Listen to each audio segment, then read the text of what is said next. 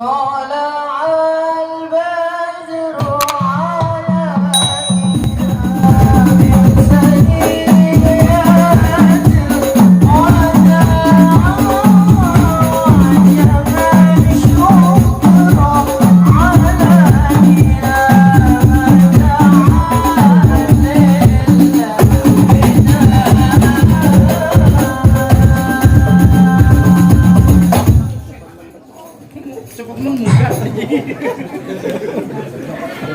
Assalamualaikum warahmatullahi wabarakatuh.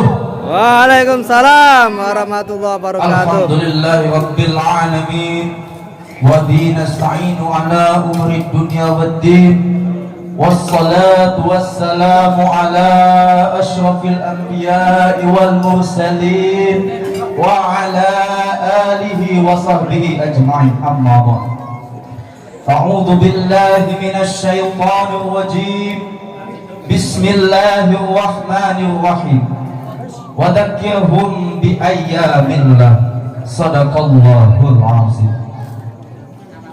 Yang sama-sama kita hormati, yang sama-sama kita ta'zimi, yang sama-sama kita muliakan, yang sama-sama kita harapkan barokah ilmunya, guru kita, orang yang dimajukan selangkah, orang yang mengingatkan yang lupa, menjernihkan yang keruh, yaitu guru kita Yai Sadiqun Al-Hafidh beserta ibunya Zulaira Al-Hafizah beserta keluarga.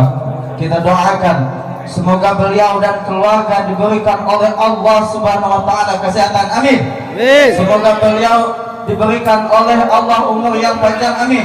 Semoga beliau diberikan oleh Allah rezeki yang banyak, halal dan berlimpah ruah, amin amin ya rabbal alamin. Selanjutnya unsur pemerintahan khususnya RT 5 pada umumnya hujan ini rahmat yang kita hindari ya, santai hujan, masih hujan air ya. Yang kita hormati yaitu unsur pemerintahan yang tidak mungkin kita sebutkan satu persatu.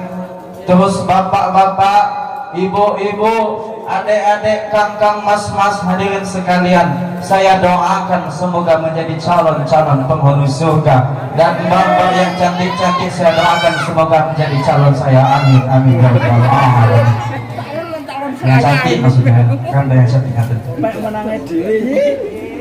Ya ini kalau jomblo ini harus berusaha, kalau jomblo nggak berusaha kan sampai tua. Pada hari ini kita mengingatkan Maulid Nabi. Menurut suatu syair, idza kana hadza kafiran ja'a dammuhu. Jika si kafir Quraisy ini Abu Lahab yang telah dipastikan oleh Allah Subhanahu wa taala yang akan dimasukkan ke dalam neraka yang pasti dilaknat oleh Allah Subhanahu wa taala, tabbat yadahu fil jahim mukhlida, yang telah dipastikan oleh Allah akan masuk ke dalam neraka. Ata annahu fi kulli yaumil itsnaini abada. Menurut suatu riwayat setiap hari Senin azabnya diringankan oleh Allah Subhanahu wa taala. Yukhaffaf anhul adabu masruran bi ahmada. Ia diringankan azabnya disebabkan rasa senangnya atas kehadiran Nabi Muhammad sallallahu alaihi wasallam. Fakaifa billadzi tula umrihi masruran bi ahmada wa mata muwahhidan. Bagaimana dengan orang-orang yang sepanjang umurnya selalu senang dengan kehadiran Nabi dan mati dalam keadaan bertauhid.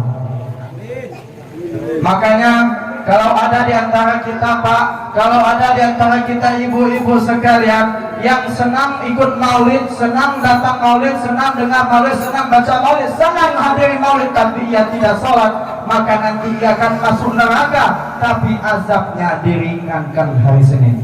Apakah jenengan mau Pak? Gak mau. Kita mau, ini Bapak ini mau masuk neraka tapi ringan azabnya setelah hari Senin. Kita doakan, amin.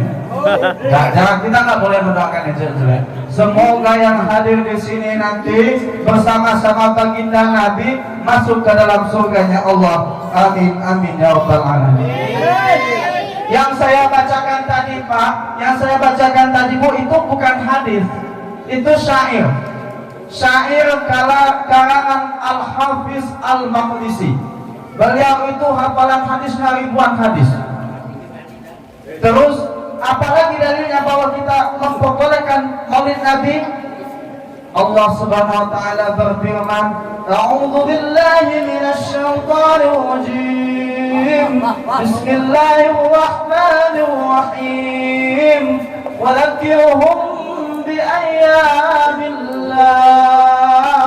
Shadaqallahul azim. Artinya, ingatkan kepada mereka tentang nikmat-nikmat Allah. Menurut Ad-Daruqutni, yang dimaksud dengan bi'ayamillah di sini adalah bini'amillah. Ingatkan mereka tentang nikmat-nikmat Allah, ingatkan mereka tentang nikmat sehat, ingatkan mereka tentang nikmat umur, ingatkan mereka tentang nikmat usia, ingatkan mereka tentang nikmat anak, ingatkan mereka tentang nikmat makan, ingatkan mereka tentang nikmat iman dan Islam. Kalau ada orang mengatakan nikmat yang paling besar adalah nikmat iman dan Islam, maka pertanyaan saya Pak, maka pertanyaan saya Bu sekalian, bagaimana mungkinkah kita bisa beriman, mungkinkah kita bisa memeluk agama Islam ini tanpa kehadiran Nabi Muhammad SAW? Maka jawabannya adalah tidak mungkin. Maka tafsir dari ayat ini adalah yaitu tentang kelahiran Nabi Muhammad SAW. Jika ada Al-Hafiz Jalaluddin Abdurrahman As-Suyuti, jika ada Al-Hafiz Al-Maqdisi, jika ada Al-Hafiz Ibnu Hajar Al-Asqalani, yang mereka hafalan hadisnya 200 sampai 300 ribu hadis, mereka menganjurkan, mereka membolehkan dilaksanakan Maulid Nabi. Maka tiba-tiba datang Ustadz gadungan, Ustadz yang hafalan hadisnya cuma 2, itu pun menengok laptop, gurunya YouTube, taba ya tubuh YouTuber. Bagaimana dengan orang yang mengatakan Maulid ini bid'ah, Maulid ini tidak boleh? Maka kita harus perkuatkan untuk keyakinan kita. Kalau Maulid ini bid'ah, maka yang mengundang masuk neraka. Ya, yang mengundang masuk neraka, yang hadir masuk neraka. Dan paling sialnya, yang nerakanya paling panas itu ceramah. Sebab ceramah ini kan mengajak kita untuk Maulid. Tetapi kita tidak boleh salah kaprah. Kita harus tetapkan keyakinan kita bahwa Maulid yang kita lakukan pada malam hari ini adalah benar. Maka poin pertama yang ingin saya sampaikan, tancapkan keyakinan dalam hati Anda semua bahwa apa yang kita lakukan pada malam hari ini adalah benar. Terus yang kedua, kenapa Maulid ini boleh? Kenapa Maulid ini dianjurkan? Karena Maulid ini adalah bagian dari sholawat Nabi. Kalau jenengan perhatikan acara ini, kayaknya nanti kalau kita bandingkan akurasi waktunya, mungkin lebih banyak sholawatnya daripada tausiahnya. Memang harus begitu. Jadi Maulid ini adalah bagian dari sholawat Nabi Muhammad Sallallahu Alaihi Wasallam. Man shalla alayya salatan sallallahu alaihi biha asyra wa hutat anhu asyaru sayyi'at wa rifat lahu asyaru darajat. Siapa yang bersolawat kepadaku 1 kali, kata Nabi, maka Allah akan balas dengan 10 kebaikan. Allah akan balas dengan 10 kebaikan, akan dihapuskan dosa-dosanya 10, dan akan diangkat derajatnya oleh Allah Subhanahu wa taala. Semoga yang hadir di sini, bapak-bapak, ibu-ibu hadirin sekalian, kita termasuk orang-orang yang mendapatkan syafaat Nabi Muhammad sallallahu alaihi wasallam. Yang ketiga, saya nggak usah panjang-panjang ya, karena hujan. Yang ketiga yang ingin saya sampaikan adalah saya ingin mencongkel sedikit kisah, secuil dari kisah Nabi. Karena Nabi perjalanan hidupnya 63 tahun. Apabila kita pengen cerita dalam waktu beberapa menit, tentu gak akan cukup ya. Jadi saya hanya mengambil sedikit, cuma 0,0000000,01, cuma sedikit sekali. Nabi Muhammad Sallallahu Alaihi Wasallam duduk di samping beliau ada anak kecil, misalkan kayak Nanda lah, anak kecil. Anak kecil ini di depannya ada apa itu, tempat air cerek atau teko. Ada cerek atau teko. Hah? Kalau bahasa Bengkulunya cerek, Bu. Ya. Kalau airnya emang nggak kurang jelas. Nah, cerek. Nabi Muhammad SAW ingin mengambil cerek tersebut, lalu Nabi Muhammad izin, wahai anak kecil, ku ambil cerek ini, silahkan ya Rasulullah. Begitu akhlak Nabi. Nabi menganggap orang lain ada. Nabi menganggap orang lain ada. Nabi menghargai orang lain. Nabi tidak pernah menyepelekan orang lain. Makanya saya di awal ceramah tadi saya sapa semua, Pak Yai, Bu Nyai, segenap yang hadir, Bapak Ibu dan Bapak yang saya cintai, saya sapa semua.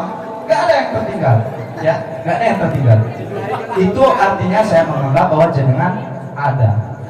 Lain kalau orang Barat dia maju naik ke atas panggung, ladies and gentlemen, kepala batu establishment. Itu kalau orang Barat. Kalau kita kan, kita menghargai orang. Terus yang kedua, Nabi Muhammad SAW lewat, kemudian berjumpa anak kecil lagi. Nah, anak kecil yang tadi pun besar, anak kecil lagi, namanya Umair. Lalu Nabi menyapa, ya Aba Umair, ma fa'alan nugoy. Sebab anak kecil ini sedang bermain burung pipit.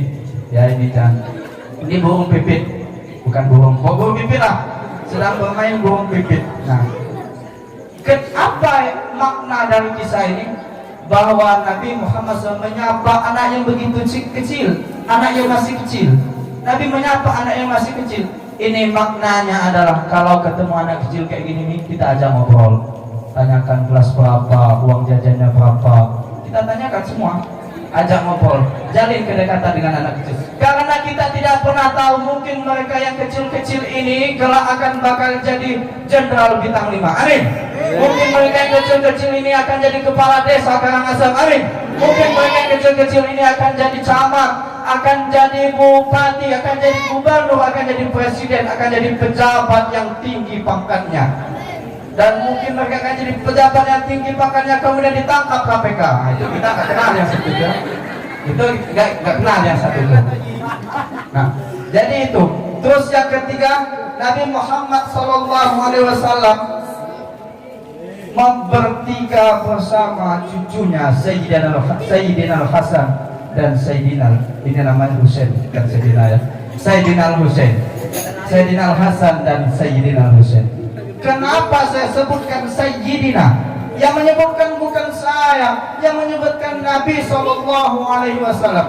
Beliau menyebutkan Innal Hasan wal Husain Sayyida Syababi Ahlil Jannah. Sungguh Hasan dan Husain adalah pemimpin pemuda penghuni neraka, penghuni surga. Emang enggak keceplos, penghuni surga. Jadi kalau ada di sini banyak pemuda-pemuda jomblo fisabilillah, kan kalau kita temukan di Facebook itu namanya jomblo fisabilillah, bikol bidaiman ya. Ya, jadi kita itu anak-anak muda seperti ini, maka pemimpin mereka adalah Sayyidina Hasan dan Sayyidina Husain. Terus yang ketiga, ya kita ya. Yes, Ya. friend.